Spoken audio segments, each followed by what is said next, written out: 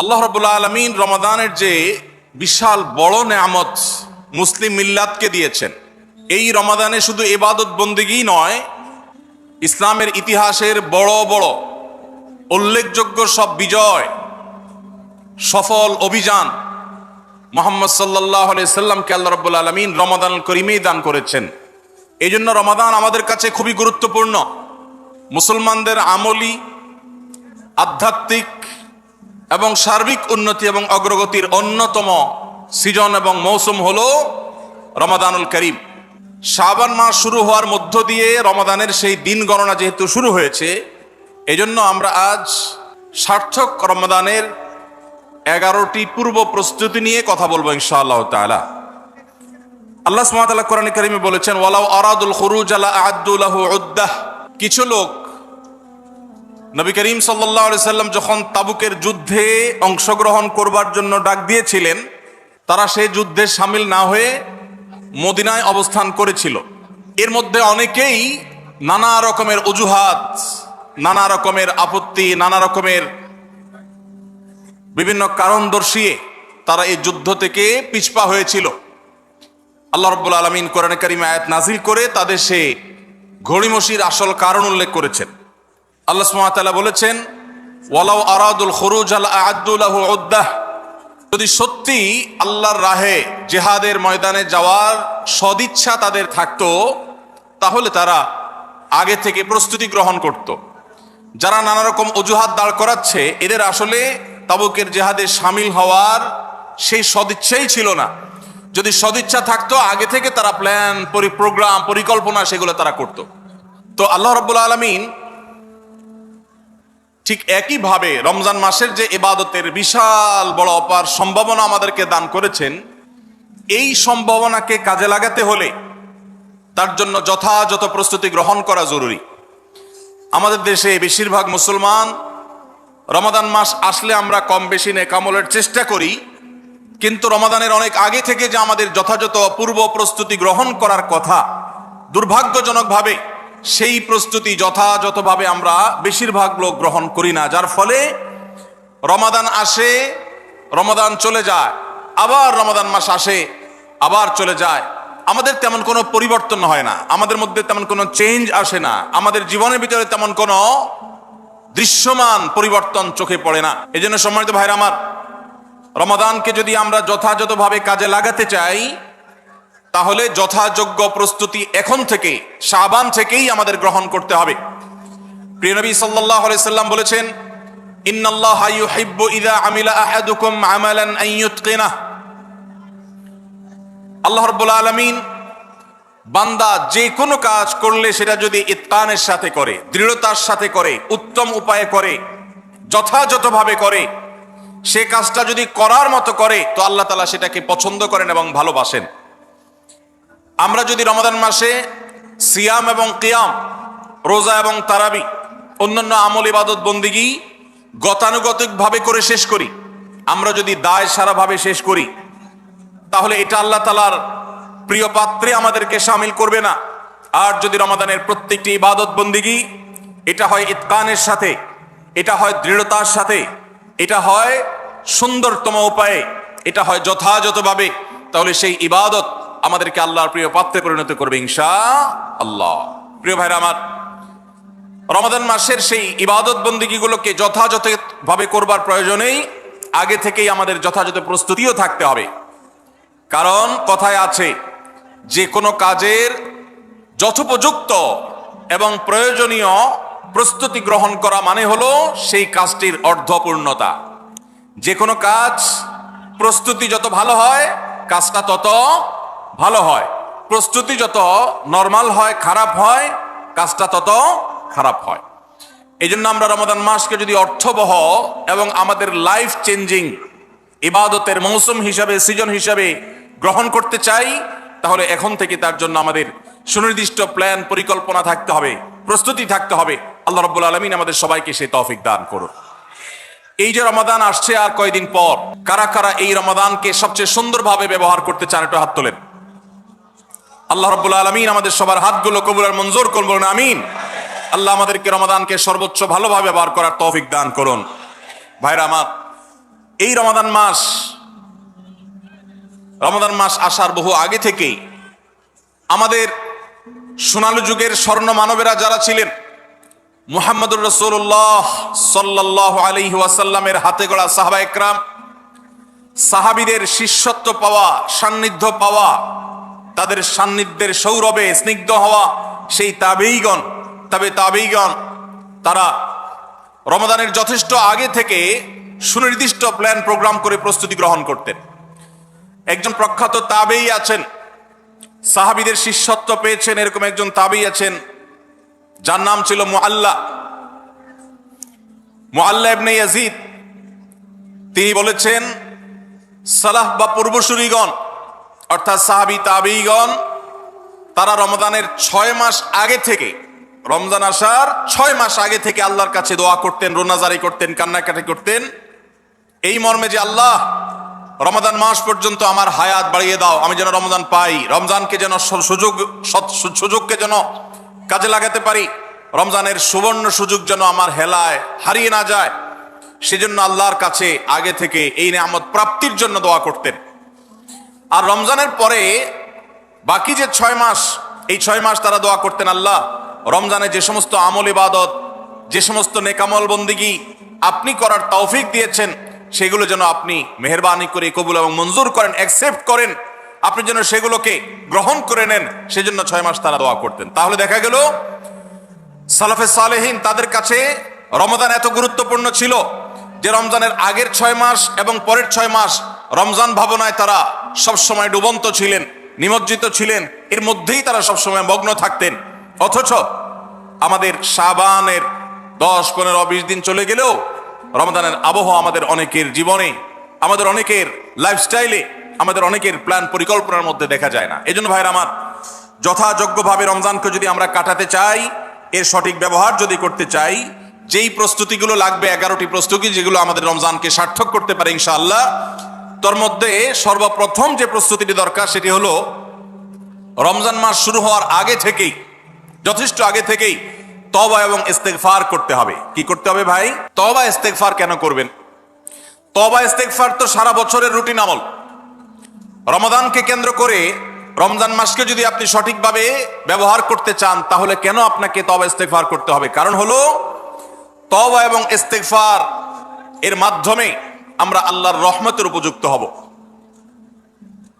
মক্কার মসজিদুল হারামের ইমাম শেখ আব্দুর রহমান আস-সুদাইস হাফিজাহুল্লাহ, তার কাছে সৌদি আরবের কিছু যুবকরা এসেছিলেন, এসে বললেন, শেখ, প্রতি বছর রমজান আসলেই আমরা অনেক প্ল্যান প্রোগ্রাম করি, অনেক কোরআন খতম দিব, অনেক নেকামল করব, দোয়া রোনাজারি করব, দান সাদাকা করব, দুর্ভাগ্যজনক ভাবে সেটা আমাদের আর রমজান মাসে করা হয় না। আফসোস করতে করতে রমজান মাস পার হয়ে যায়। আপনি আমাদেরকে পরামর্শ দিন, কেন আমাদের প্রতি বছর জীবনে রমজান আসে অথচ সেটা সঠিক ব্যবহার করতে পারি না? তখন শেখ সুদাইস তাদেরকে বলেছিলেন, রমাদান মাসে ইবাদত বন্দেগী করতে পারা এটা আল্লাহর নেয়ামত, এটা আল্লাহর অনুগ্রহ, এটা আল্লাহর রহমত। যে রমজান পেয়েও ইবাদত করতে পারলো না, সে তো হতভাগা, কপাল পোড়া। এই হতভাগ্যের কাতারে সাধারণত সেই মানুষগুলোই পড়ে যারা আল্লাহর রহমতের উপযুক্ত না। আমরা নানাবিধ অপরাধে, নানাবিধ গুনাহ করে, নানাবিধ নাফরমানি করে আল্লাহর রহমতের উপযুক্ততা আমরা হারিয়ে ফেলেছি, যার কারণে রমজানের ইবাদতের তৌফিক হয় না। এই জন্য তিনি তাদেরকে নসিহা করেছিলেন যে আমি তোমাদেরকে উপদেশ দিচ্ছি, রমজান আসার আগে থেকেই আগের যে সমস্ত গুনাহ খাতা হয়েছে, যে সমস্ত নাফরমানি হয়েছে, আল্লাহর অবাধ্যতা হয়েছে, সেগুলোর জন্য চোখের পানি ফেলে রোনাজারি করে আল্লাহর কাছে ক্ষমা চাও। আল্লাহর কাছে ক্ষমা চেয়ে যদি আগের সবগুলোকে ভ্যানিশ করতে পারো, তাহলে আল্লাহর কাছে রহমতের উপযুক্ত হবে। বিষয়টা অনেকটা হালখাতার মতো। আপনার আগের দেনা দায় সব যখন পরিশোধ করে দিয়েছেন, নতুন করে আবার আপনি ধার করার, বাকিতে নেওয়ার উপযুক্ততা আপনার অর্জন হবে। ঠিক একইভাবে আমাদের নানা নাফরমানের কারণে আল্লাহর রহমত থেকে আমরা দূরে সরে গেছি। লানত অর্থাৎ রহমত থেকে দূরে সরে যাওয়া, এটার উপযুক্ত হয়ে গেছে অনেকে।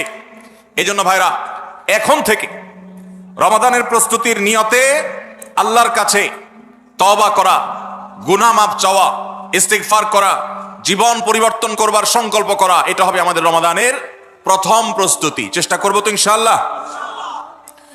প্রতিদিন যখনই তৌফিক হয় আল্লাহর সাথে একটু কথা বলবেন, আল্লাহ আমার সমস্ত গুনাহগুলো মাফ করে দিন, আমার নাফরমানি মাফ করে দিন, আমাকে আপনি ক্ষমা করে দিন। আমি যদি আপনার রহমতের জন্য কোনো কারণে অনুপযুক্ত হয়ে যাই, আমার কোনো বদবখতির কারণে, আমার কোনো কৃতকর্মের কারণে, তো আপনি সেগুলো মাফ করে দিন। এই যে দোয়া, এই দোয়া আপনাকে রমাদানে আল্লাহর ইবাদত বন্দেগী করার, আল্লাহর কাছে রোনাজারি করার, আল্লাহর কাছে ভালো আমল নিবেদন করার যে তৌফিক, এটার উপযুক্ত করে দিবে ইনশাআল্লাহ। তাহলে রমাদানের প্রস্তুতির প্রথমটি আমরা পেয়ে গেলাম, সেটা হলো আগের গুনাহ খাতাগুলো থেকে ইস্তিগফার করা, তওবা করা, ফিরে আসা। এর মধ্য দিয়ে রমাদানে ইবাদতের জন্য নিজেকে প্রস্তুত করব ইনশাআল্লাহ। চেষ্টা করা যাবে না ইনশাআল্লাহ। নাম্বার 2, দ্বিতীয় প্রস্তুতি হলো রমাদান মাসে আল্লাহ রাব্বুল আলামিন এই মাসের যে ফজিলত বর্ণনা করেছেন, কোরআন এবং হাদিস সম্পর্কে যাদের মৌলিক ধারণা আছে, হাদিসে রাসূল সম্পর্কে যাদের একটু ঘাটাঘাটিও আছে, তারা জানেন 2-3টা আমল সম্পর্কে কোরআন এবং সুন্নাহর সবচেয়ে বেশি সংখ্যক ভাষ্য বর্ণিত হয়েছে। সবচেয়ে বেশি সংখ্যক, এত ফজিলতের, এত তাৎপর্যের, এত মর্যাদার হাদিস আর অন্য আমল সম্পর্কে সাধারণত দেখা যায় না। সেই কয়েকটি আমল যেগুলোর ফজিলত বিপুল পরিমাণ, যেগুলোর ফজিলত সম্পর্কিত হাদিসের সংখ্যা অনেক, সেই রকম আমলগুলোর মধ্য থেকে অন্যতম আমল হলো এই রমাদান কেন্দ্রিক আমল, সিয়াম, রোজা, এগুলোর ফজিলত। তো আমাদের রমাদান কেন্দ্রিক প্রস্তুতি হিসাবে দ্বিতীয়ত যে কাজটি আমরা করতে পারি সেটি হলো এখন থেকেই রমাদান মাসের কি কি ফজিলত আছে, সিয়াম সাধনার কি কি ফজিলত আছে, রমাদানের কি কি আমল আছে, বিশেষ করে ফজিলত এবং মর্যাদার কথাগুলো আলোচনা শুরু করা। এখন থেকে বাসা বাড়িতে গোল হয়ে কোন নির্দিষ্ট বইকে কেন্দ্র করে পাঠচক্র হতে পারে, গ্রুপ স্টাডি হতে পারে, পর্যালোচনা হতে পারে যে রমাদান মাসের কি কি মাহাত্ম্য আছে, এক একজন এক একটা বললেন। এই আলোচনা পর্যালোচনার মধ্য দিয়ে মনোজগতে রমাদানের জন্য এক ধরনের প্রস্তুতি, এক ধরনের আবহ তৈরি হবে ইনশাআল্লাহ। এই জন্য দ্বিতীয় প্রস্তুতি হিসাবে আমরা এই কাজটিও ইনশাআল্লাহ করব, সেটা হলো রমজানের ফজিলত, রমজানের মর্যাদা, সিয়ামের ফজিলত, অন্যান্য আমলের উপকারিতা, সেগুলো নিয়ে আমরা বেশি বেশি পর্যালোচনা করব। যত বেশি আপনি আগে থেকে পর্যালোচনা করবেন, রমাদানের প্রতি আপনার তৃষ্ণা, সিয়াম সাধনার প্রতি আপনার ভেতরে আকাঙ্ক্ষা, প্রত্যাশা এবং প্রতীক্ষা, এটা আপনার মধ্যে বাড়তে থাকবে এবং রমাদানের প্রতিটা মিনিটকে কাজে লাগাবার জন্য তাগাদা আপনার ভিতরে অনুভব হবে ইনশাআল্লাহ। নাম্বার 3, তৃতীয় প্রস্তুতি হলো আমাদেরকে প্রতিজ্ঞা করতে হবে এই রমাদানে আমরা নেকামল করবই করব এবং কোনো আমল, কোনো ভালো কাজ, কোনো সুন্নাহ, এটা করার ব্যাপারে কোনো প্রকার অলসতা করব না। কারণ ভাইরা আমার, রমজান মাস পেয়েও যদি আল্লাহর কাছে কেউ ক্ষমা না পায়, একটা প্রসিদ্ধ হাদিস আপনারা সবাই কম বেশি শুনেছেন যে নবী সাল্লাল্লাহু আলাইহি সাল্লামের কাছে জিবরিল এসে বলেছেন, বাউদা মান আদরাকা রমাদান ফালাম ইগফার লাহ, যে ব্যক্তি রমজান পেয়েছে অথচ রমজানের এই বিশাল সুবর্ণ সুযোগকে কাজে লাগিয়ে সে তার জীবনের সব গুনাহগুলো মাফ করাইতে পারে নাই, সে আল্লাহর কাছ থেকে মাগফিরাত আদায় করে নিতে পারে নাই, সে জাহান্নাম থেকে মুক্ত এই ঘোষণা সে আদায় করতে পারে নাই, অথচ সে রমজান মাস পেয়েছে, এর চাইতে হতভাগা আর কে হতে পারে? তার সে ধ্বংস হোক, এই বদদুআয় নবী সাল্লাল্লাহু আলাইহি সাল্লাম আমিন বলে সমর্থন জানিয়েছেন, সায় দিয়েছেন। এজন্য ভাইরা, রমজান মাস এসেছে কিন্তু আমল ইবাদত হয় নাই, রমজান মাস এসেছে আবার চলে গেছে কিন্তু আমার গুনাহ আল্লাহর কাছ থেকে মাফ করাতে পেরেছি বলে আমার বুক সায় দেয় না, তাহলে এর চাইতে বড় হতভাগা, এর চাইতে বড় কপাল পড়ার কেউ হতে পারে না। রমজানের আমল ইবাদত, রমজানের নেকামল, রমজানের দোয়া, রমজান মাসের চোখের পানি ফেলা, এটা ভাইরা শুধুমাত্র নিজের প্রেরণার জায়গা থেকে শুধুমাত্র সওয়াব আহরণের জন্যই নয়। এটা যদি না করি তাহলে জিবরিলের বদদোয়া, নবীজি সাল্লাল্লাহু আলাইহি সাল্লামের বদদোয়া, আল্লাহর পক্ষ থেকে ধ্বংস হওয়ার পরোয়ানা, এগুলো অনিবার্য হয়ে যাবে। এই কথা চিন্তা করে এখন থেকে রমাদান কেন্দ্রিক প্রস্তুতির অংশ হিসাবে আমাদেরকে প্রতিজ্ঞা করতে হবে, এইবারের রমাদানের প্রতিটা দিন আমি আল্লাহর কাছে চোখের পানি ফেলে একটা নির্দিষ্ট সময় কান্নাকাটি করব, আমার গুনাহ খাতাগুলোকে মাফ করাবো, জাহান্নামীদের তালিকায় আমার নাম যদি কোনো কারণে যেয়ে থাকে, আমি এমন ভাবে রোনাজারি করব, এমন ভাবে ইস্তেগফার করব, এমন ভাবে চোখের পানি ফেলবো, একান্ত নীরবে আল্লাহর সাথে কথা বলবো যেন আমার সমস্ত গুনাহগুলো মাফ হয়, জাহান্নামীদের তালিকা থেকে যেন আমার নাম কেটে যায়।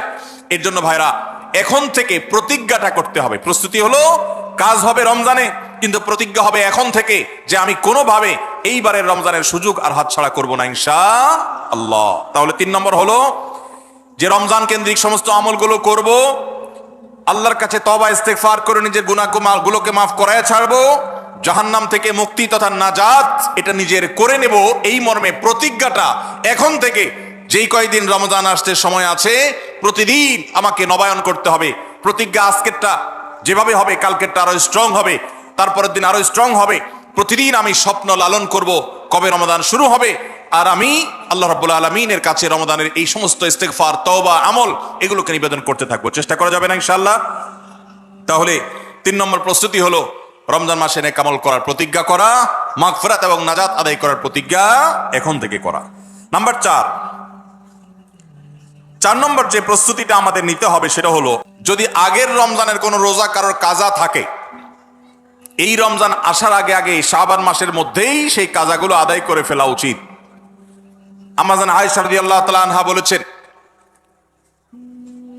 যে নারী হিসাবে রমজান মাসে যে কয়েকটা রোজা ভাঙতি পড়ে, নবীজি সাল্লাল্লাহু আলাইহি সাল্লাম রমজান পরে পুরো সময়টা তার কাছে থাকার কারণে তিনি সেই রোজাগুলো রাখার সুযোগ সেভাবে পেতেন না। স্বামীর হকের কথা মাথায় রেখে রোজাগুলো রাখতেন না। এবং শাবান মাস আসলে নবীজি সাল্লাল্লাহু আলাইহি সাল্লাম নিজেও বেশি বেশি নফল রোজা রাখতেন। ওই সুযোগে মা আয়েশা রাদিয়াল্লাহু তাআলা আনহা বলেছেন যে তিনিও তার রমজানের বাকি রোজা যেগুলো ছিল ভাঙতি রোজা সেগুলো তিনি রেখে ফেলতেন। তো এই হাদিস থেকে বোঝা যায় রমজানের রোজা যদি কারোর কাজা হয়, পুরুষদের অসুস্থতার কারণে হতে পারে, মা বোনদের মাসিকার কারণে হতে পারে, তাহলে সেই রোজা যত দ্রুত সম্ভব আমরা কাজা করে ফেলবো। এবং সেই কাজা করতে যদি কোনো কারণে, যৌক্তিক কারণে বা যে কোনো কারণে যদি বিলম্ব হয়, তাহলে এই বছরের আসন্ন রমজানের প্রস্তুতির অংশ হিসাবে আগের রমজানের কোনো ভাঙতি রোজা থাকলে সেগুলো সব রেখে কাজা করে সম্পূর্ণভাবে এই রোজার জন্য প্রস্তুত হবে। এটা হলো 4 নম্বর প্রস্তুতি। নাম্বার 5 নম্বরের রমজানের প্রস্তুতি হলো আল্লাহ রাব্বুল আলামিনের কিছু সাধারণ ক্ষমা আছে, কমন ক্ষমা, গণহারে মাফ। আল্লাহ তাআলার এই যে সাধারণ ক্ষমা, গণহারে মাফ, দুটি বিষয় এই গণহারে মাফ থেকে মানুষকে দূরে সরিয়ে রাখে। আল্লাহর গণহারে যে ক্ষমা, এই গণক্ষমার উপযুক্ততা নষ্ট করে দেয় দুটি জিনিস। তার একটি হলো শিরক, আরেকটি হলো হাসাদ। একটা হলো হিংসা, আরেকটা হলো শিরক। নবী করিম সাল্লাল্লাহু আলাইহি ওয়াসাল্লাম বিভিন্ন হাদিস থেকে আমরা জানি তিনি বলেছেন আল্লাহ রাব্বুল আলামিন বিশেষ করে লাইলাতুন নিসফি মিন শাবানে যখন মানুষকে গণহারে ক্ষমা করেন তখন 2 শ্রেণীর মানুষকে আল্লাহ তাআলা মাফ করেন না, ইল্লা আল মুশরিকিন আও মুশাহিন। তবে যদি মুশরিক আর মুশাহিন থাকে, শত্রুতা করে, হিংসা করে অন্যের প্রতি, এইরকম মানুষ যদি থাকে তাদেরকে আল্লাহ তাআলা সাধারণ ক্ষমা আওতায় আনেন না। রমাদানে আল্লাহ তাআলা প্রতিদিন বহু মানুষকে সাধারণ ক্ষমা করেন। রমজান যখন কাছে আসে, শেষ দশক আসে, তখন সাধারণ ক্ষমার পরিমাণ বেড়ে যায়। আল্লাহ সুবহানাহু ওয়া তাআলা বলেছেন ওয়ালিল্লাহি নবী সাল্লাল্লাহু আলাইহি সাল্লাম বলেছেন ওয়ালিল্লাহি উতাকাউ মিনান নার ওয়া যালিকা ফি কুল্লি লাইলা। রমজানের প্রত্যেক রাতে বহু মানুষকে আল্লাহ তাআলা জাহান্নাম থেকে মুক্ত ঘোষণা দিয়ে দেন। অমুক জাহান্নাম থেকে মুক্ত, অমুকের ছেলে অমুক জাহান্নাম থেকে মুক্ত, অমুকের ছেলে অমুক, তার নাম জাহান্নামের তালিকা থেকে কাটা, জান্নাতের তালিকা চলে আসবে। অসংখ্য মানুষকে এভাবে এই সুযোগ আল্লাহ তাআলা দান করেন। যারা শিরকে লিপ্ত, সেটা যেই কোনো ধরনের শিরক হোক, কবরকে যারা সিজদা করে, মাজারকে যারা পুজো করে, জীবিত মৃত মানুষকে যারা সিজদা করে, কবরে যারা প্রার্থনা করে, সেখানে যারা সন্তান চায়, ব্যবসার উন্নতি চায়, যত প্রকার শিরক আছে কবর কেন্দ্রিক এগুলাতে লিপ্ত হয়, অথবা এর বাইরে আরো যত রকমের শিরক গোটা দুনিয়াতে আছে, কোন প্রকার শিরকে যখন মানুষ লিপ্ত হয় তখন এই ব্যক্তি আল্লাহ তাআলার সাধারণ ক্ষমার উপযুক্ত আর থাকে না। এই জন্য ভাইরা, রমজানের প্রস্তুতির অংশ হিসাবে 5 নম্বরের যে প্রস্তুতি আমরা গ্রহণ করব সেটা হলো আল্লাহ তাআলা যেহেতু রমজানে অনেককেই সাধারণ ক্ষমা করবেন, আমি যেন সেই সাধারণ ক্ষমা প্রাপ্ত সৌভাগ্য মানুষদের তালিকায় ঢুকতে পারি, সেজন্য আমার অন্তর থেকে হিংসাকে ধুয়ে মুছে সাফ করে ফেলতে হবে। কোন মুসলমানের কল্যাণ দেখে আমার কষ্ট হবে না, কারোর ভালো দেখে আমার ভেতরে জ্বালা পড়া হবে না। পারলে তার জন্য আরো বেশি দোয়া করব, যে কারোর ভালো হোক আমি আরো ভালো চাইবো, কারোর কোনো ক্ষতি আমি চাইবো না। এই কল্যাণকামিতাই হলো দিন। আদ-দীনু আন-নাসীহা। কিলা লিমান ইয়া রাসূলুল্লাহ? ক্বালা লিল্লাহি ওয়া লিরাসূলিহি ওয়া লিআম্মাতিল মুসলিমিনা ওয়া আইম্মাতিহিম। নবী সাল্লাল্লাহু আলাইহি সাল্লাম বলেছেন, ধার্মিকতা কিসের নাম? ধার্মিকতা, দিনদারিতা কিসের নাম? ধার্মিকতা হলো কল্যাণকামিতার নাম। আল্লাহ রাব্বুল আলামিনের আদেশ নিষেধ মেনে চলা, নবী সাল্লাল্লাহু আলাইহি সাল্লামের আদেশ নিষেধ মেনে চলা, এটাই হলো তাদের জন্য কল্যাণকামিতা। সকল স্তরের সাধারণ মানুষের কল্যাণ চাওয়া, কারোর ক্ষতি না চাওয়া, এটাই হলো দিনদারিতা। যে ব্যক্তি কারোর ক্ষতি চায়, যে মুসলমান আরেক মুসলমানের ভালো দেখলে তার ভেতরে জ্বালা পোড়া করে, অস্থিরতা আসে, সে ভালো মুসলমান না, সে হিংসুক, তার ভিতরে কবিরা গুনাহ আছে। এই জন্য রমাদান মাসে আল্লাহর সাধারণ ক্ষমা পেতে হলে অন্তরকে এখন থেকে পরিচ্ছন্ন করতে হবে, চোখটা বন্ধ করে মনে রাখতে হবে, স্মরণ করতে হবে, আমার আশেপাশে এমন কে আছে যার কল্যাণ দেখলে আমার সহ্য হয় না, যার ভালো দেখলে আমার ভিতরে জ্বালা পোড়া করে, যার সুসংবাদ শুনলে আমার ভিতরে খারাপ লাগা কাজ করে। তাহলে বুঝতে হবে তার প্রতি আমার হিংসা আছে। আল্লাহর জন্য নিজের হিংসা থেকে পরিচ্ছন্ন হয়ে অন্তরকে ধুয়ে সাফ করে তারপরে রমজানের সাধারণ ক্ষমার জন্য উপযুক্ত করতে হবে এখন থেকে।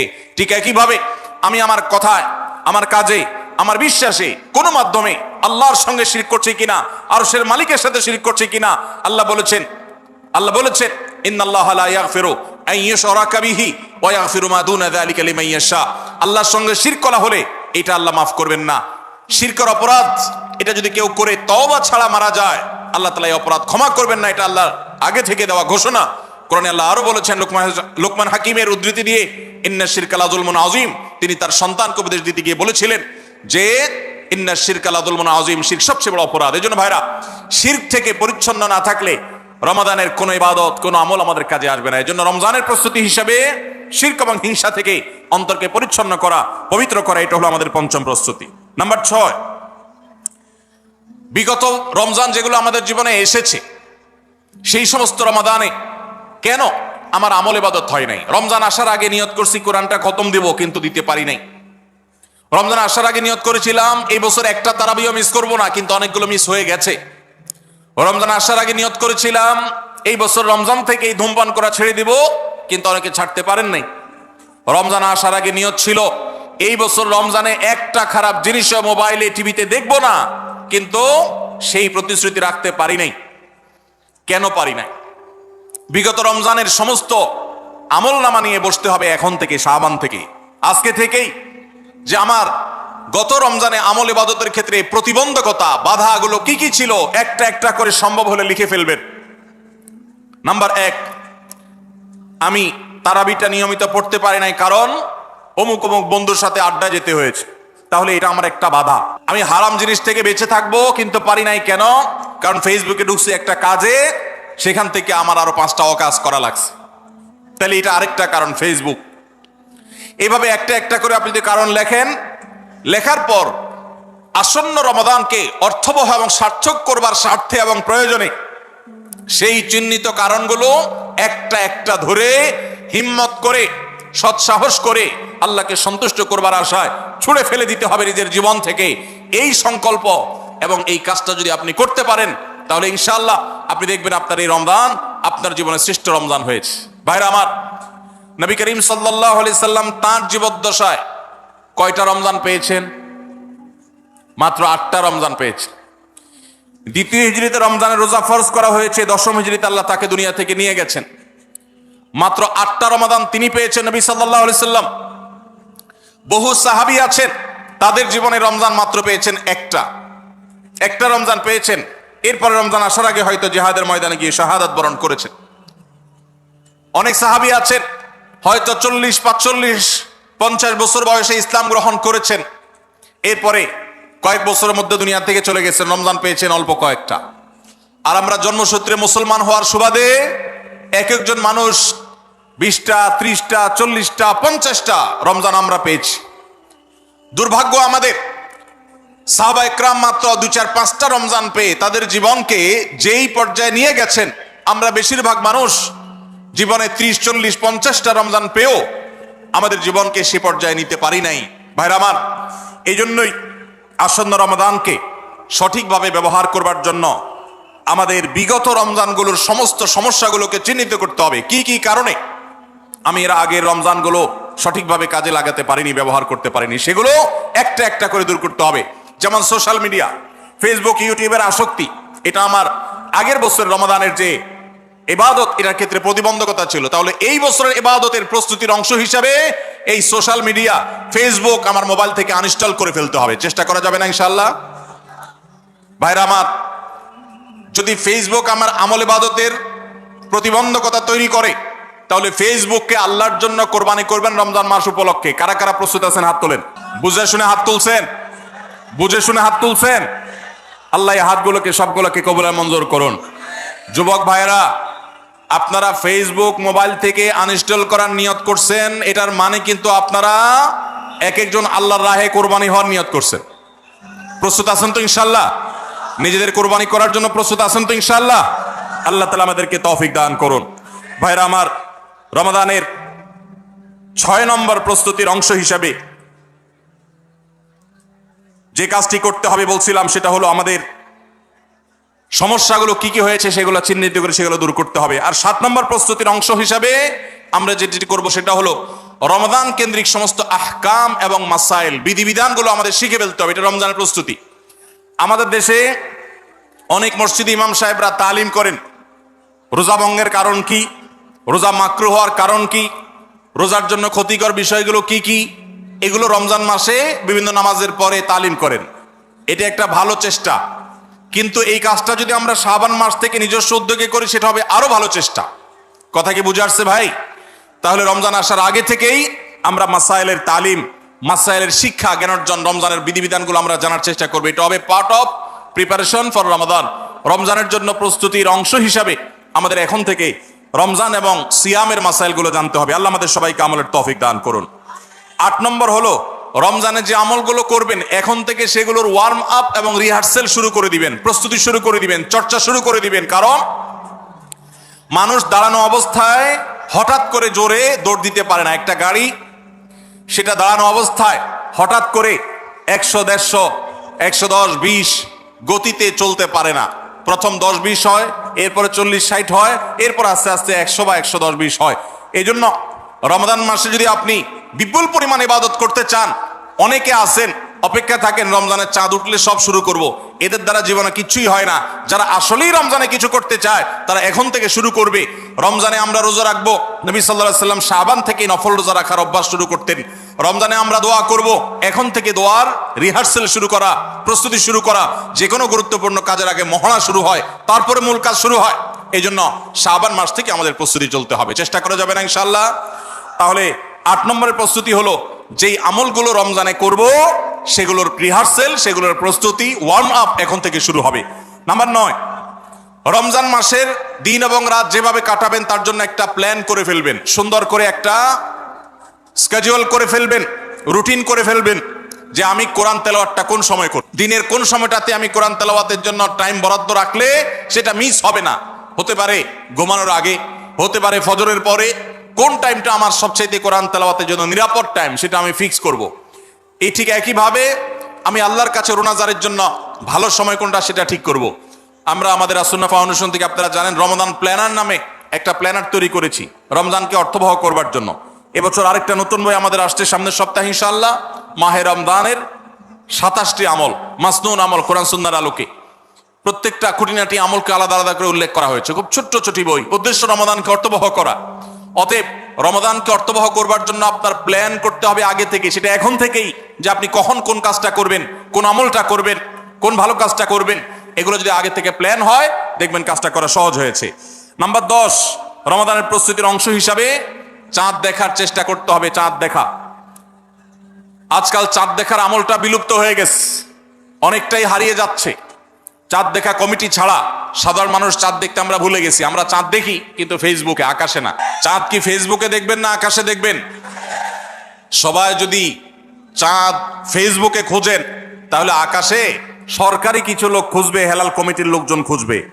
হেলাল কমিটির লোকদের উপরে ভরসা করে যদি এই কোটি কোটি মানুষ তাদের রোজা রাখে তাহলে প্রায় বছর দেখেন গন্ডগোল লাগে। চাঁদ উঠছে আবার উঠে নাই, উঠে নাই ঘোষণা হয়ে আবার 11টা বাজে 10টা বাজে উঠছে। এই ঘটনা হয় না? হয় না?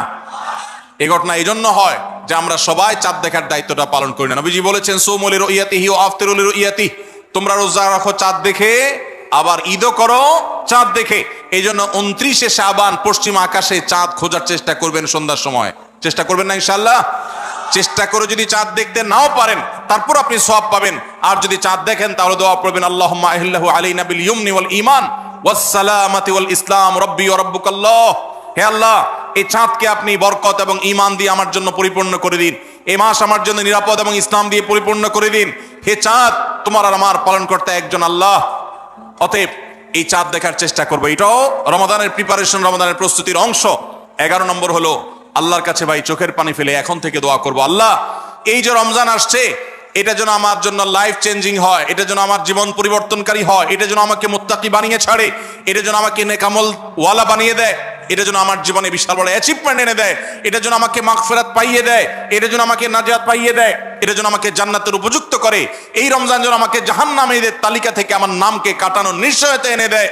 সেইভাবে রমজানকে কাটাবার জন্য আপনি তৌফিক দান করুন। এখন থেকে আল্লাহর কাছে এই বরাদ্দ আদায় করতে হবে, চেয়ে নিতে হবে এবং সেটার জন্য দোয়া করতে হবে। এই দোয়াটা হলো একাদশ এবং সর্বশেষ প্রস্তুতি। চেষ্টা করা যাবে না ইনশাআল্লাহ? রমাদান উপলক্ষে আসুন্নাহ ফাউন্ডেশন থেকে আমরা একটা ঘোষণা গত বছরে দিয়ে রেখেছি, ইনশাআল্লাহ এই রমাদানে সেটা কার্যকর হবে। সেটা হলো যে রমজান মাসে যদি কেউ পুরো কোরআনে কারীম অর্থ সহকারে বুঝে পড়ে, মাদ্রাসার নিচের ক্লাসের ছাত্ররা তারা শরীক হতে পারবে, উপরের ক্লাসের ছাত্র অথবা আলেম ওলামা তাদের জন্য এটা না, কারণ তারা তো এই কম্পিটিশনে এমনিতেই ভালো করবে। এটা আমাদের সাধারণ শিক্ষিত ভাইদের জন্য, স্কুল কলেজের ভাইদের জন্য, সর্বস্তরের নারী পুরুষ, দেশে বিদেশে প্রবাসে থাকা সব মানুষদের জন্য উন্মুক্ত। অনলাইনে নিজস্ব ওয়েবসাইটে আমরা এই পরীক্ষা নিয়ে থাকি। 6টি ধাপে সারা বছর নেওয়া হয়েছে। এখন সামনে রমাদানে যেটা হবে সেটা হলো মূল। যে কেউ যারা আগের কোনো ধাপে পরীক্ষা দেয় নাই তারাও সবাই দিতে পারবে। কাজ হলো শুধু একটাই, সেটা হলো রমাদানকে কেন্দ্র করে আপনি টার্গেট করবেন পুরা কোরআনের শুরু থেকে শেষ পর্যন্ত আমি একবার ভালো করে অর্থ সহকারে বুঝে পড়ার চেষ্টা করব। চেষ্টা করা যাবে না ইনশাআল্লাহ? আল্লাহ তাআলা কি বলেছেন পুরা কোরআনে আমরা অনেকেই পড়তে চাই, জানতে চাই, কিন্তু হয়ে ওঠে না। আপনি এই রমজানকে কেন্দ্র করে টার্গেট করেন প্রতিদিন আমি 1 পারা বা 1.5 পারা, ইমাম সাহেব বা হাফেজ সাহেব তারাবিতে যে তেলাওয়াত করেন পুরো পারাটা আমি যদি সুন্দর করে দেখে যাই এবং দেখার পরে পরিবারের লোকদের সাথে গ্রুপ স্টাডি করি, মুদারাসা করি, যেটা নবী সাল্লাল্লাহু আলাইহি ওয়াসাল্লাম জিবরিলের সাথে করতেন, সেটা যদি আপনি করেন তাহলে রমজানের শেষ জুমাবার বাদ ফজর অনলাইনে আমাদের পেজ থেকে লিংক দেওয়া হবে। লিংকে ক্লিক করে শর্ট টার্মে একজন একটু রেজিস্ট্রেশন করে দিতে হবে, নিজে পারলে ভালো, না হলে যারা অনলাইন বোঝে তারা 1 মিনিট লাগবে রেজিস্ট্রেশন করতে, বাস। এরপরে আপনি ডাইরেক্ট পরীক্ষা দিতে পারবেন। এমসিকিউ প্রশ্ন, একটা অক্ষরও লিখতে হবে না, সব প্রশ্ন উত্তর দেওয়া আছে, 4টা উত্তর দেওয়া থাকবে, সঠিকটা সিলেক্ট করতে হবে। এই পরীক্ষা যারা বিজয়ী হবেন তাদের জন্য পুরস্কার হলো 15 লক্ষ টাকা। 15 লক্ষ টাকার পুরস্কারের ঘোষণা আমরা দিয়েছি। এর মধ্যে প্রথম 3 জনকে আমরা ইনশাআল্লাহ বিনিল্লাহ উমরা করাবো। 3 জনের উমরার জন্য আল্লাহর 3 বান্দা ইতোমধ্যে স্পন্সর হয়ে টাকা জমা দিয়ে দিয়েছেন আমাদের কাছে। এখন শুধুমাত্র কারা কারা উমরা যেতে চান সে মানুষগুলো দরকার। আপনারা সবাই যেতে চান ইনশাআল্লাহ? অতএব ভাইরা, রমাদানকে কেন্দ্র করে ওই যে প্রিপারেশন, প্রস্তুতির অংশ হিসেবে এখন থেকে কোরআনে কারীম বুঝে পড়া শুরু করে দেন। পরীক্ষার দিন পরীক্ষা দেন, আপনি পুরস্কার জিতেন আর না জিতেন, আল্লাহ বলেছেন ফাস্তাবিকুল খায়রাত, ভালো কাজে প্রতিযোগিতা করা এটা ইটসেলফ একটা ভালো কাজ। অতএব আপনি পরীক্ষায় অংশগ্রহণ করেছেন, প্রতিযোগিতায় নাম লিখিয়েছেন, এটাই একটা ইবাদত। আপনার রমাদান কর্তব্য করে দিতে পারে ইনশাআল্লাহ। সবার চেষ্টা করবো তো ইনশাআল্লাহ রমাদানকে কেন্দ্র করে। তাহলে যেই প্রস্তুতিগুলো আমরা নিতে পারি, যেগুলো আমাদের রমাদানকে অর্থবহ করতে পারে, তার ভিতরে 1 নম্বর বলেছিলাম তওবা ইস্তেগফার করে আগের সব গুনাহগুলো থেকে আল্লাহর কাছ থেকে মাগফিরাত আদায় করে নেওয়া, যাতে করে রমজানে ইবাদতের জন্য আপনি উপযুক্ত হন, আল্লাহর রহমত প্রাপ্তির তৌফিক প্রাপ্ত হন। অনেক সময় গুনাহগুলো ইবাদতের ক্ষেত্রে বাধা হয়, গুনাহের কারণে আল্লাহর ইবাদতের তৌফিক হয় না। নাম্বার 2, আল্লাহ রাব্বুল আলামিন রমাদানের এবং সিয়ামের যে ফজিলতের কথা বলেছেন, নবীজি সাল্লাল্লাহু আলাইহি ওয়াসাল্লাম যেসব ফজিলতের কথা বলেছেন, মর্যাদা, মাহাত্ম্য, তাৎপর্যের কথা বলেছেন, এগুলোর আলোচনা, পর্যালোচনা এগুলো এখন থেকে শুরু করা। আপনার অফিসে বাসায় বিভিন্ন রকমের হাদিস, রমাদানের ফজিলত, সাহারি ইফতারের ফজিলত, গুনাহমুক্ত থাকার ফজিলত, তাকওয়া চর্চার ফজিলত, রমজানের আমল, এগুলো এখন থেকে জানাশোনা শুরু করে দেন। এখন থেকে এটা রিহার্সাল শুরু করেন। রমাদানকে অর্থবহ করবার জন্য আমরা রমাদান প্ল্যানার করেছি। রমাদানকে অর্থবহ করবার জন্য আমরা তারাবির সালাতে কোরআনের বার্তা বই করেছি।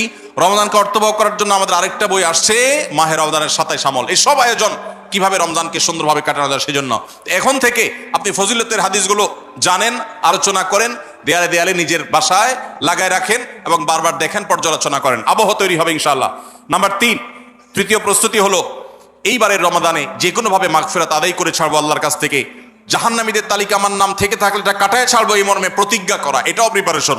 এখন থেকে নিয়ত করা যে এই রমজানটা অর্ডিনারি রমজান হবে না, এই রমজানটা শুধু সাহারি আর ইফতার আর তারাবি এই তিন জিনিসের নাম হবে না, এটা একটা অর্থবহ রমজান হবে। একটা নাফরমানি আমি করব না, একটা গুনাহ আমি করব না। এখন থেকে প্রতিজ্ঞা করতে হবে নিজের সাথে নিজে, প্রতিদিন নিজের সাথে নিজের বোঝাপড়া ফাইনাল করতে হবে, এটা প্রস্তুতি।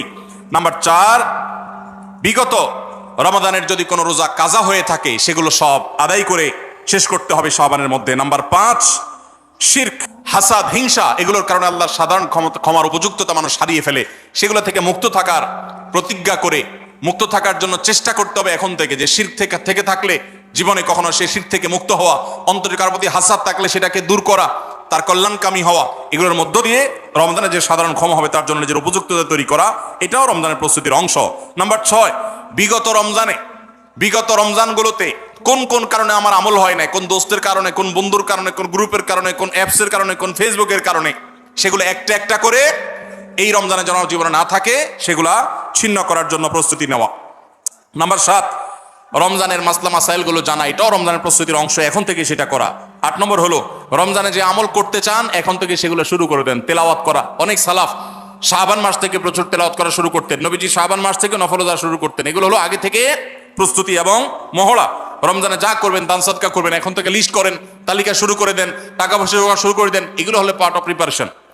9 নম্বর হলো রমজান কিভাবে কাটাতে চান তার একটা রুটিন করে ফেলেন, দিন রাত 24 ঘন্টার রুটিন। বাচ্চাদের, ফ্যামিলির অনেক ধরনের আমল আছে রমজানকে কেন্দ্র করে, যেগুলো হারিয়ে গেছে আমাদের সমাজ থেকে। রুটিন করেন এবং ইলম অর্জন করার চেষ্টা করেন। নাম্বার 10, চাঁদ দেখার চেষ্টা করতে হবে, এটাও রমজানের প্রস্তুতির অংশ। আর 11 নম্বর হলো আল্লাহর কাছে দোয়া করতে হবে, আল্লাহ যেন আমাদেরকে রমজানের রোজাকে যথাযথভাবে আদায় করার তৌফিক দান করেন। চেষ্টা করা যাবে তো ইনশাআল্লাহ। আল্লাহ রাব্বুল আলামিন আমাদের সবাইকে রমজানকে সর্বোচ্চ কাজে লাগাবার, সর্বোত্তম ব্যবহার করবার তৌফিক দান করুন। সবাই চেষ্টা করবো তো ইনশাআল্লাহ।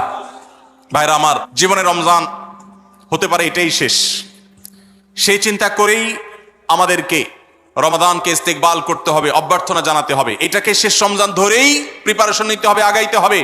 এইবার যদি সুযোগ মিস হয় হয়তো আর সুযোগ আমার কাছে আসবে না, সেই চিন্তা করেই করতে হবে। তাহলে ইনশাআল্লাহ এই রমাদানে অর্থবহ কিছু করা সম্ভবপর হবে। আমরা সবাই সেজন্য যার যার জায়গা থেকে সচেষ্ট হব আগে থেকেই। এবং মনে রাখবেন, আবারও বারবার বলছি যে নবী সাল্লাল্লাহু আলাইহি সাল্লামের সেই হাদিসটি মাথায় রাখতে হবে, রমজান মাসটা আমল করে ইবাদত করে কিছু কামাইতে পারলাম ভালো, না কামাইতে পারলাম তেমন কোনো ব্যাপার না। ব্যাপারটা সেরকম না। ব্যাপারটা হলো, যদি এই মাস চলে যায় আর অবহেলায় আপনি আল্লাহর কাছ থেকে মাগফিরাত আদায় করতে না পারেন, তাহলে বাউদামান আদরাকা রমাদান ওয়া লাম ইগফার লাহ, এই হাদিসের মেজদাক হবেন আপনি, এই হাদিসের প্রয়োগ ক্ষেত্র হবেন আপনি। সেক্ষেত্রে রমজান পেয়েও মাগফিরাত না পাওয়ার কারণে ধ্বংস অনিবার্য হয়ে যাবে। এটা শুধুমাত্র শখের বিষয় না, এটা ডু অর ডাই এর মতো ব্যাপার। আপনি রমজান পাইলেন না, মাগফিরাত পাইলেন না, জাহান্নাম নিশ্চিত হবে। অতএব যারা বাঁচতে চাই তারা এখন থেকে প্ল্যান প্রোগ্রাম করা যাবে না ইনশাআল্লাহ। সেই সাথে আমি শুরুতে যেটা বলেছিলাম, রমাদান সেই মাস যেই মাসে আমল এবং ইবাদতের শুধু উন্নতি আর তারাক্কি না, মুসলমানদের সার্বিক অগ্রগতি, উন্নতি আল্লাহ রাব্বুল আলামিন এই মাসে দিয়েছেন। ঐতিহাসিক বদরের যুদ্ধের সেই স্মৃতি বিজড়িত মাস এই রমাদান, মক্কা বিজয়, বড় বড় ঘটনা ইসলামের ইতিহাসে, বড় বড় সাফল্য আল্লাহ তাআলা রমাদানে দিয়েছেন। অতএব সেই জন্য নিজেদেরকে প্রস্তুত করতে হবে, প্রস্তুতি এখন থেকে গ্রহণ করতে হবে। এবং বাংলাদেশের এই মাটি আল্লাহ রাব্বুল আলামিন যেন দ্বীনের জন্য, ঈমানের জন্য, কোরআনের জন্য, সুন্নাহর জন্য কবুল করেন। এদেশের মুসলমানদের অন্তরের অন্তঃস্থলে যেন দ্বীনকে আল্লাহ তাআলা গেঁথে দেন। আমাদেরকে সবাইকে যেন আল্লাহ তাআলা প্র্যাকটিসিং মুসলমান বানায় দেন। নামদারি মুসলমানদেরকে আল্লাহ যেন সিরিয়াস মুসলমান বানায় দেন। নামাজি মুসলমানকে যেন আল্লাহ আখলাকওয়ালা মুসলমান বানায় দেন। আখলাকওয়ালা মুসলমানকে যেন আল্লাহ মুখলিস মুসলমান বানায় দেন। আমরা সবসময় দোয়া করব।